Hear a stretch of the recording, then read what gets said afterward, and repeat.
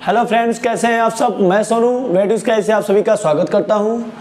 आज का जो टॉपिक है देखिए बहुविकल्पी प्रश्न से है। इससे 5 नंबर के आपका यूपी बोर्ड में निश्चित है पूछे जाएंगे। आई होप आप लोग अच्छी तरह से तैयारी कर रहे होंगे। इसी बीच हम आप सभी को बहुविकल्पी का कुछ मॉडल पेपर प्रस्तुत करते हैं। और अगर आप चैनल पे मेरे नए हैं तो प्लीज़ सब्सक्राइब, लाइक, कमेंट जरूर करिएगा। चलिए देखते हैं। आपके स्क्रीन पे पहला क्वेश्चन दिया है, वंशागत आनुवांशिक इकाई है। वंशागत कोष्टक में बोल सकता है कि आनुवांशिक इकाई है। तो आप लोग पढ़े होंगे गुणसूत्र पहला ऑप्शन, दूसरा ऑप्शन जीन प्रारूप, तीसरा ऑप्शन आपका है गोल्जी का है और लास्ट ऑप्शन है आपका जीन। तो आप लोगों को पता है कि वंशागत की जो सबसे छोटी इकाई मानी जाती है वो आपकी जीन होती है। यानी कि फर्स्ट का पहले का चौथा नंबर ऑप्शन आपका सही होगा। जीन माता पिता के लक्षणों को एक स्थान से यानी कि एक पीढ़ी से दूसरी पीढ़ी में पहुंचाने का कार्य करता है, इसीलिए इसे वंशागत का इकाई कहा जाता है। आपका नेक्स्ट क्वेश्चन आपके दिखाई दे रहा होगा, दिया है कि खाद्य श्रृंखला में मनुष्य है। तो पहला ऑप्शन है आपका उत्पादक, दूसरा अपघटनकर्ता, तीसरा उपभोक्ता और चौथा ऑप्शन है आपका कोई नहीं। तो हम सभी जानते हैं मनुष्य को सर्वाहारी कहा जाता है। दूसरे नंबर ऑप्शन में मनुष्य को सर्वाहारी कहा जाता है क्योंकि यह शाकाहारी और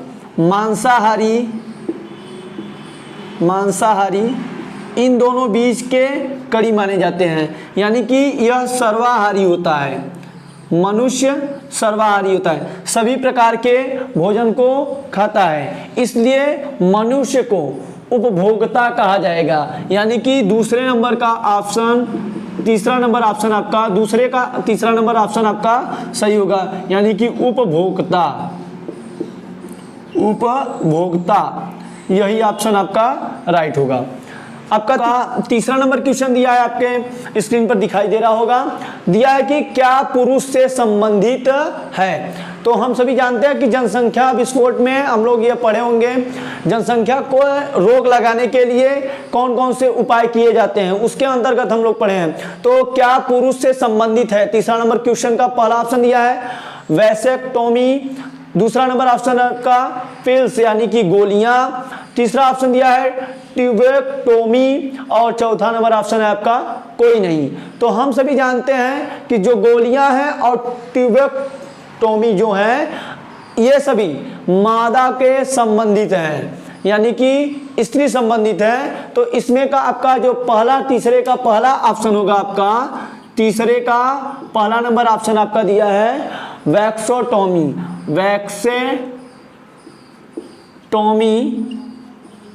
यही आपका राइट आंसर है। यानी कि तीसरे का पहला नंबर राइट आंसर है।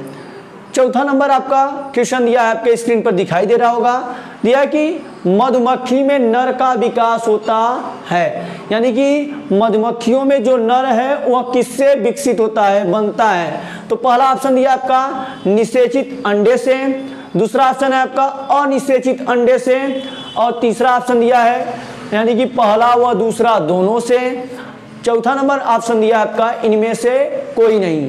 तो हम सभी जानते हैं कि मधुमक्खी में जो नर का विकास होता है वह अनिषेचित अंडे से, यानी कि चौथे का दूसरा नंबर ऑप्शन दिया है आपका अनिषेचित अंडे से, अनिषेचित अंडे से आपका यानी कि मधुमक्खी के नर का विकास होता है। आपका पांचवा नंबर क्वेश्चन आपके स्क्रीन पर दिखाई दे रहा होगा। दिया है कि पेनिसिलिन की खोज किसने की थी। यानी कि इसमें पेनिसिलिन की खोज के बारे में पूछा है, तब तक के लिए इसको मिटा दें। दिया है आपका पांचवा नंबर क्वेश्चन कि पेनिसिलिन की खोज किसने किया था। यानी कि पहला ऑप्शन दिया आपका बिजमान ने, बिजमान एक वैज्ञानिक है, और दूसरा नंबर स्मिथ ने और तीसरा नंबर आपका फ्लेमिंग ने, चौथा नंबर आर्बर ने। तो हम बता दें आपको, जो पेनिसिलिन की खोज हुई थी, पेनिसिलिन की खोज तीसरे नंबर ऑप्शन आपका जो दिया है, यानी कि तीसरा नंबर ऑप्शन दिया है आपका फ्लेमिंग, यानी कि ये फ्लेमिंग ने पेनिसिलिन की खोज की थी, फ्लेमिंग ने। इसने पेनिसिलिन की खोज की थी। छठवां नंबर आपका क्वेश्चन दिया है, आपके स्क्रीन पर दिखाई दे रहा है, दिया प्रतिजैविकों को मुख्यतया प्राप्त किया जाता है, यानी कि प्रतिजैविक कहां से बनाए जाते हैं, जिसको आप लोग एंटीबायोटिक बोलते हैं, इसी के बारे में पढ़ रहे हैं। प्रतिजैविकों को मुख्यतया प्राप्त किया जाता है, तो दिया है पहला ऑप्शन बीसीजी से। तो बीसीजी का टीकाकरण आपको जानते हैं, टीबी से बचने के लिए बीसीजी का टीकाकरण किया जाता है, बीसीजी से। दूसरा नंबर जीवाणुओं से, तीसरा नंबर आपका ऑप्शन है ब्रायोफाइटा से, और चौथा नंबर विषाणुओं से। तो हम सभी जानते हैं जो मतलब प्रतिजैविक है वह आपका दूसरा नंबर यानी कि जीवाणुओं से बनाया जाता है, जीवाणुओं से प्राप्त किया जाता है। जो आपका प्रतिजैविक है वह जीवाणुओं से बनाया जाता है, यही आपका राइट आंसर है, यानी कि छठवां का दूसरा नंबर राइट आंसर है आपका। सातवां नंबर क्वेश्चन आपके स्क्रीन पर दिखाई दे रहा है, दिया है कि जेनेटिक इंजीनियरिंग का उपयोग होता है, जेनेटिक इंजीनियरिंग का उपयोग किया जाता है किसके किसके अंतर्गत। आपका पहला ऑप्शन दिया है कृषि क्षेत्र में, दूसरा ऑप्शन है आपका चिकित्सा में, तीसरा नंबर ऑप्शन है आपका वैक्सीजन निर्माण में, चौथा नंबर ऑप्शन इनमें से सभी। तो हम सभी जानते हैं जो आपका जेनेटिक इंजीनियरिंग का उपयोग होता है वह सभी में, यानी कि आपका सातवें का चौथा नंबर ऑप्शन राइट है। इनमें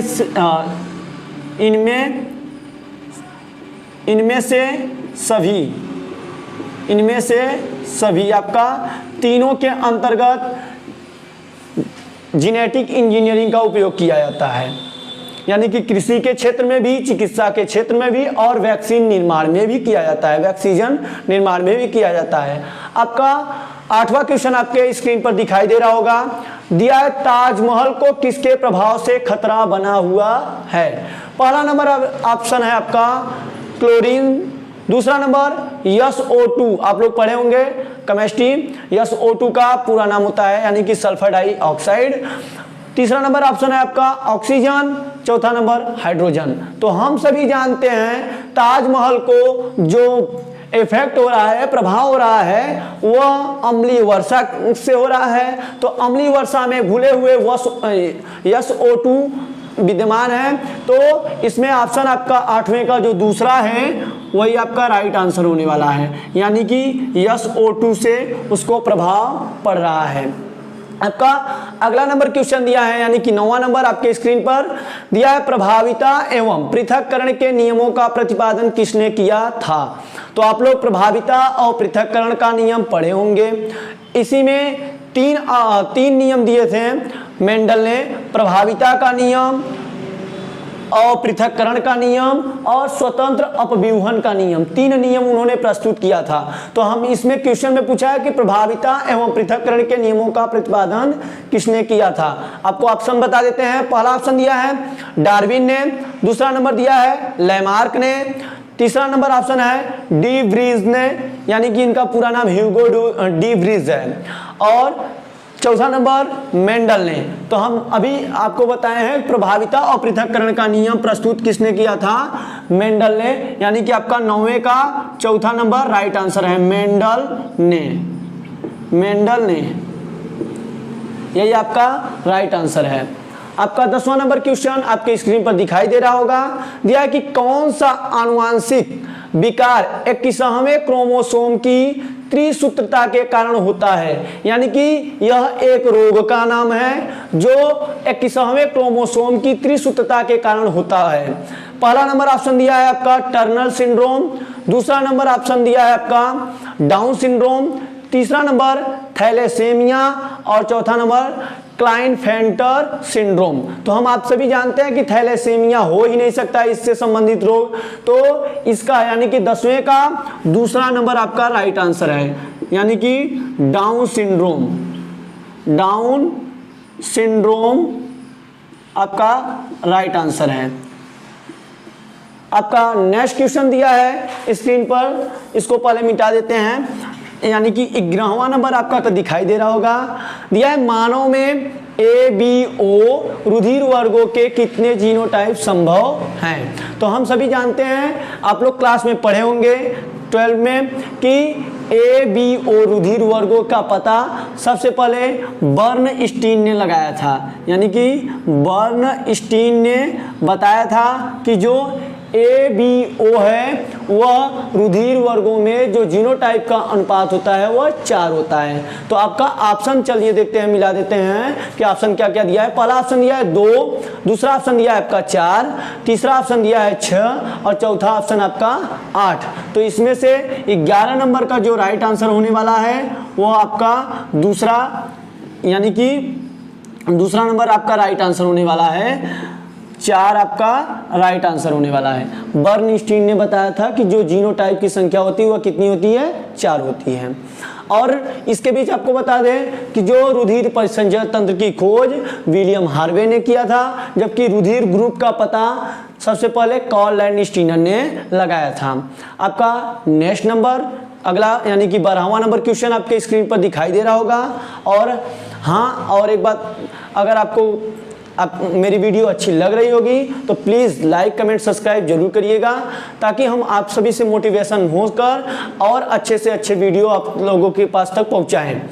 और अगला क्वेश्चन दिया है आपका 12 नंबर, संदेश वाहक आरएनए का निर्माण होता है। तो हम सभी जानते हैं कि आपको क्लास में बताया गया होगा आरएनए और डीएनए का पूरा नाम, ये आपको पता ही होगा। दिया है इसमें ऑप्शन, पहला नंबर केंद्रक में, दूसरा नंबर राइबोसोम में, तीसरा नंबर गोल्गी काय में, चौथा नंबर आपका माइटोकॉन्ड्रिया में।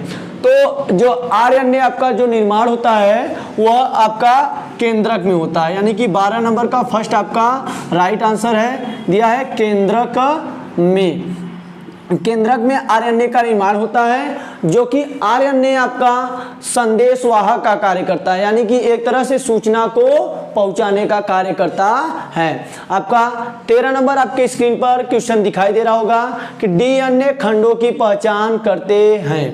यानी कि डीएनए खंडों की पहचान किए थे, किसने किया था, यह आपका ऑप्शन दिया होगा। तो आपको हम एक बार फिर से बता देते हैं आरएनए और डीएनए का पूरा नाम।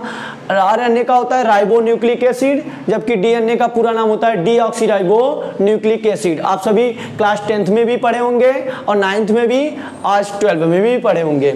आपका दिया है अगला क्वेश्चन 13 नंबर का पहला ऑप्शन, नॉर्दर्न ब्लैटिंग से, दूसरा नंबर सर्दर्न ब्लैटिंग से, और तीसरा नंबर वेस्टर्न ब्लैटिंग से, चौथा नंबर इन सभी से।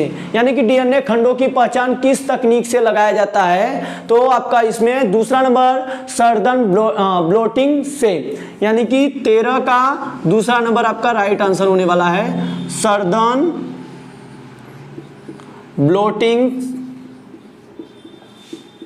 ब्लॉटिंग से। इस यंत्र से डीएनए खंडों की पहचान की जाती है।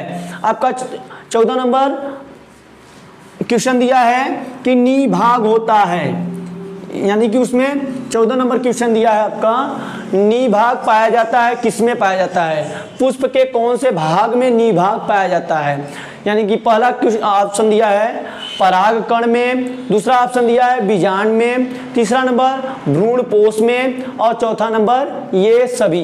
तो हम सभी जानते हैं कि 14 नंबर का क्वेश्चन जो दिया है आपका दिया नी भाग पाया जाता है वो आपका बीजांड में। 14 का दूसरा नंबर ऑप्शन सही है आपका, बीजांड में नी भाग पाया जाता है।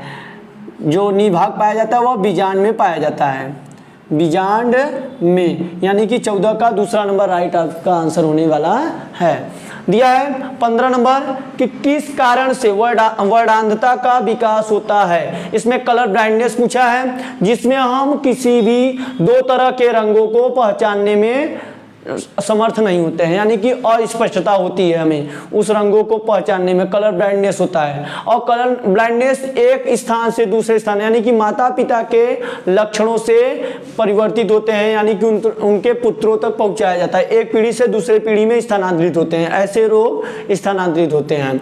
तो पहला ऑप्शन दिया आपका विटामिन ए से, दूसरा ऑप्शन दिया आपका आनुवांशिक से, तीसरा नंबर आपका ऑप्शन दिया है विटामिन सी से, और चौथा नंबर इनमें से कोई नहीं। तो हम सभी जानते हैं, अभी आपको बताएं कि वर्णांतर रोग जो है वह एक पीढ़ी से दूसरे पीढ़ी में स्थानांतरित होते हैं। तो यह आपका जो राइट आंसर होने वाला है 15 का दूसरा नंबर राइट आंसर होने वाला है आपका, यानी कि आनुवांशिक से, आनुवंशिकी से, यानी कि यह एक पीढ़ी से दूसरे पीढ़ी में यह रोग क्या होते हैं, स्थानांतरित होते हैं, आनुवंशिकी से स्थानांतरित होते हैं। आपका नेक्स्ट नंबर यानी कि 16 नंबर क्वेश्चन आपके स्क्रीन पर दिखाई दे रहा होगा। दिया कि निम्न में से कौन सा रोग विषाणुओं द्वारा उत्पन्न नहीं होता है, यानी कि यह कौन सा ऐसा रोग है जो विषाणुओं के द्वारा उत्पन्न नहीं होते हैं। तो आपका पहला ऑप्शन दिया है पोलियो, दूसरा नंबर चेचक, तीसरा नंबर एड्स और चौथा नंबर टीबी।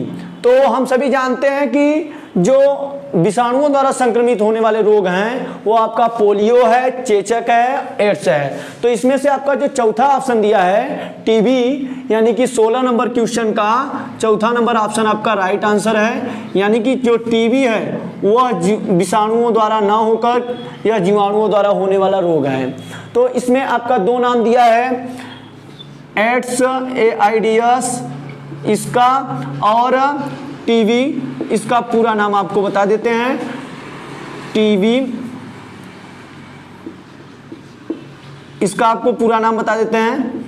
एड्स का होता है एक्वायर्ड इम्यूनो डिफिशियंसी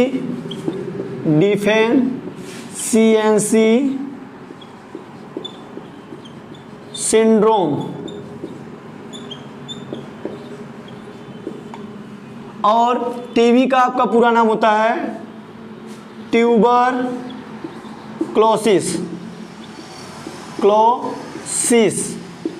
यह आपके पेपर में क्वेश्चन पूछ सकता है कि टीबी का पूरा नाम क्या है या एड्स का पूरा नाम क्या है। एक नंबर वाले क्वेश्चन में पूछता है या अति लघुत्तरी में 2 नंबर से पूछता है। अगला आपका क्वेश्चन दिया है, आपके स्क्रीन पर दिखाई दे रहा होगा, दिया है कि 17 नंबर काजीरंगा राष्ट्रीय उद्यान भारत के किस राज्य में है। काजीरंगा उद्यान भारत के किस राज्य में है यह पूछा है आपका। पहला ऑप्शन दिया है आपका उसमें असम, दूसरा नंबर गुजरात, तीसरा नंबर महाराष्ट्र, चौथा नंबर पंजाब। तो हम सभी जानते हैं जो काजीरंगा राष्ट्रीय उद्यान है वह भारत के असम राज्य में स्थित है, यानी कि 17 नंबर का फर्स्ट नंबर आपका राइट आंसर है असम में, यह असम में स्थित है। 18 नंबर क्वेश्चन दिया है आपके स्क्रीन पर दिखाई दे रहा होगा, दिया है कि पुनरावृत्ति सिद्धांत को प्रतिपादित करने वाले वैज्ञानिक का नाम है।